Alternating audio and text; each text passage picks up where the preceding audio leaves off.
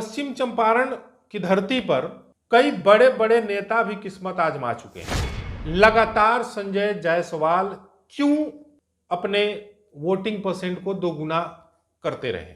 नमस्कार, मेरा नाम शैलेंद्र सिंह है और आप कलम इंडिया न्यूज देख रहे हैं। हम लोकसभा चुनाव को लेकर रोज एक नए सेगमेंट आपके सामने पेश करते हैं, जिसमें हम एक लोकसभा के बारे में जानकारी देते हैं।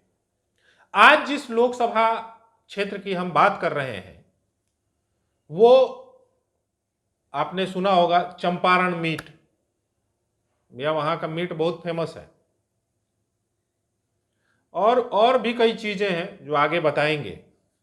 आज हम बात कर रहे हैं पश्चिम चंपारण लोकसभा सीट की। देखिए, 2019 में जब लोकसभा का चुनाव हुआ तो उसमें एनडीए को ऐतिहासिक जीत मिली थी। ऐतिहासिक जीत इसलिए क्योंकि 40 में से 39 सीटें बीजेपी ने हासिल की थी, और ये दोहराना, यानी कि वो जो सीटें पिछली बार जीती एनडीए ने साथ में रह के 39 सीटें, वो शायद आगे उनको दोहराने में काफी मशक्कत करनी पड़ेगी। मैं ये नहीं कहूंगा कि दोहराया नहीं जा सकता, लेकिन उसके लिए काफी मशक्कत करनी पड़ेगी। और इस बार भी कई बदलाव करने पड़ेंगे, क्योंकि पिछली बार जो है वो जेडीयू साथ में थी बीजेपी के, यानी कि एनडीए में, लेकिन इस बार स्थितियां बदली हुई हैं। एनडीए में अब जेडीयू नहीं है, यानी कि नीतीश कुमार अब आरजेडी के साथ है। तो ऐसे में वोटिंग परसेंट बंटना तय है, प्रत्याशियों का बदलना तय है। ऐसे में आप कह नहीं सकते कि जो पिछली बार जो एनडीए ने जो करामात दिखाई, जो कमाल किया, वो इस बार भी दोहरा पाएंगे। हालांकि दावे जो है वो एनडीए की तरफ से 40 की 40 सीटों पर रही है अभी तक। एनडीए यानी बीजेपी के लिए पश्चिम चंपारण लोकसभा सीट भी बहुत मुफीद रही है हमेशा से, जब से ये लोग एक्टिव हुए हैं बीजेपी वाले। 2009 में इस सीट को बनाया गया था, अस्तित्व में आया था, तब से जो है यहां पे बीजेपी का कब्जा है।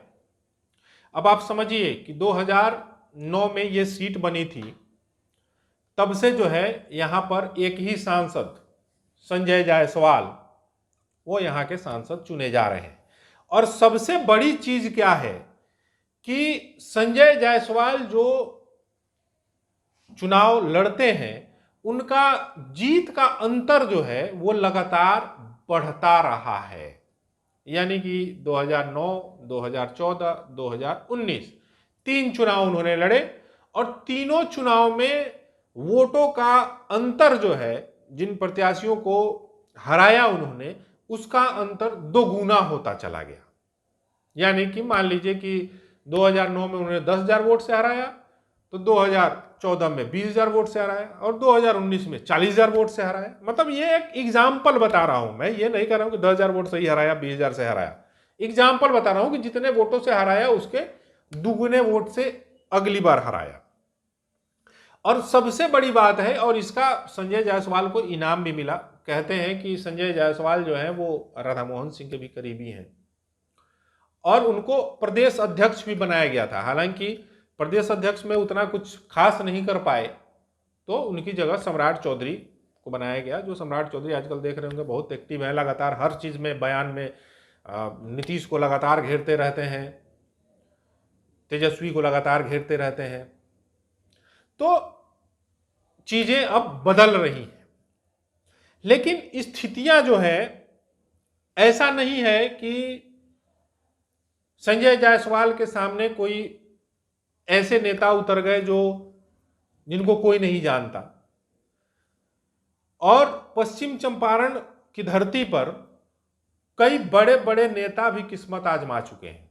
परफेक्शन IAS, UPSE और BPSC फाउंडेशन क्लासेस के लिए समर्पित संस्थान। यहाँ आपको UPSE selected and interview appeared faculties द्वारा गाइड किया जाता है। Separate batches for Hindi and English medium. 65वीं और 64वीं BPSC एग्जाम में 69 और 107 रिजल्ट्स एवं 66वीं BPSC एग्जाम में 131 रिजल्ट्स हासिल किया है परफेक्शन IAS टीम ने। परफेक्शन IAS, कुमार टार, बोरिंग रोड, पटना। चाहे उसमें साधु यादव हों, चाहे रघुनाथ झा हों, बहुत बड़े बड़े लोग किस्मत आजमा चुके हैं।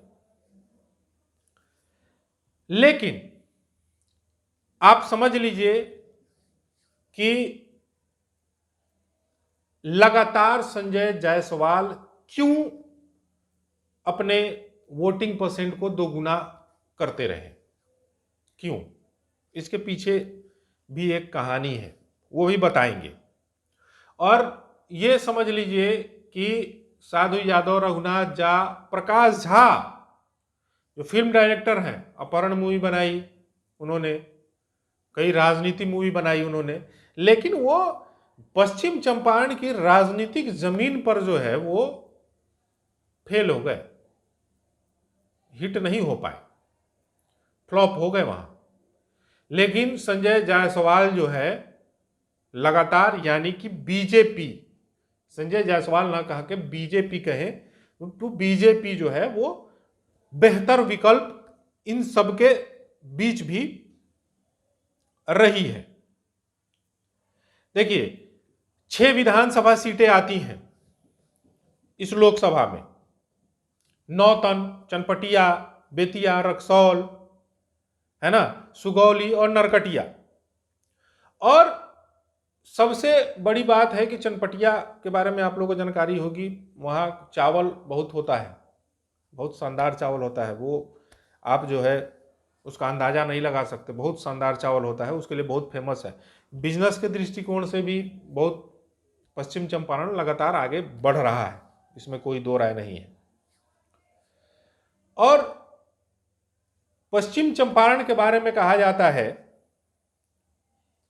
कि 2019 में भले ही जेडीयू और बीजेपी साथ लड़ी, लेकिन पश्चिम चंपारण की स्थिति यह है कि भले ही जेडीयू साथ में लड़े या साथ में न लड़े, वहां जीत बीजेपी की ही होती रही है। यानी कि वहां के जो वोटर्स हैं, वहां अब या तो स्थानीय सांसद से बहुत ज्यादा खुश हैं, जिता दे रहे हैं, मोदी जी के नाम पे वोट दे रहे हैं, है ना, लेकिन वहां की स्थितियां थोड़ी सी अलग है। यानी कि विपक्षी दलों को वहां पे ज्यादा मेहनत करनी पड़ेगी, क्योंकि देखिए मैं भी कई बार गया हूं वहां, समर्थक तो हर पार्टी के हैं वहां, लेकिन बीजेपी और जेडीयू साथ में लड़ी तो वोटिंग परसेंट थोड़ा बढ़ गया, लेकिन अगर साथ में नहीं भी लड़ी फिर भी कोई फर्क नहीं पड़ा।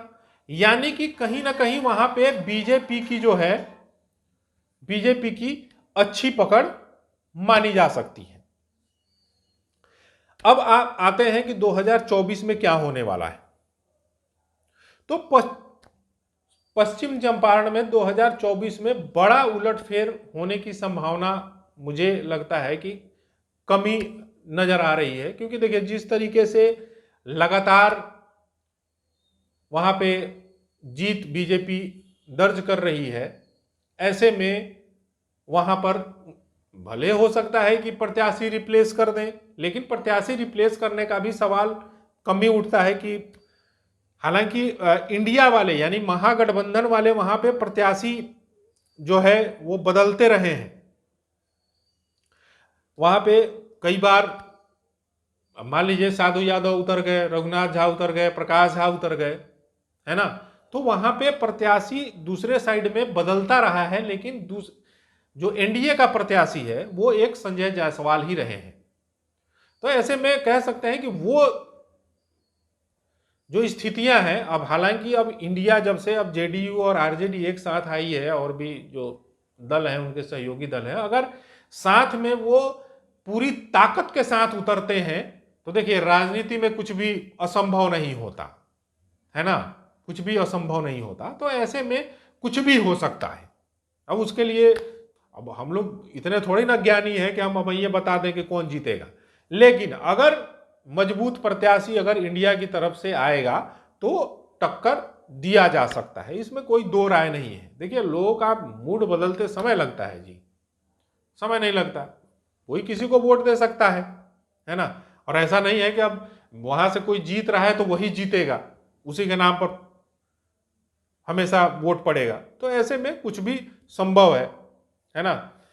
चलिए, पश्चिम चंपारण लोकसभा सीट को लेकर के आप अपना फीडबैक दीजिएगा, कैसा लगा, कैसे आप इसको देखते हैं, है ना। और आप अपने प्रत्याशियों का नाम भी लिख सकते हैं, हम अगली बार जब कार्यक्रम करेंगे तो उसमें शामिल करेंगे उसको, है कि नहीं। हम लोग भी चाहते हैं कि आप लोग भी थोड़ा सा इन्वॉल्व होइए, बताइए कि कौन आपका प्रत्याशी है, कौन हो सकता है ना। तो अगर आप तक अपने अभी तक का जो है कलम इंडिया को अगर आपने सब्सक्राइब नहीं किया है तो सब्सक्राइब कीजिए, शेयर कीजिए, कमेंट करते रहिए, हम लोग का भी हौसला बढ़ता रहेगा, है ना। चलिए, धन्यवाद।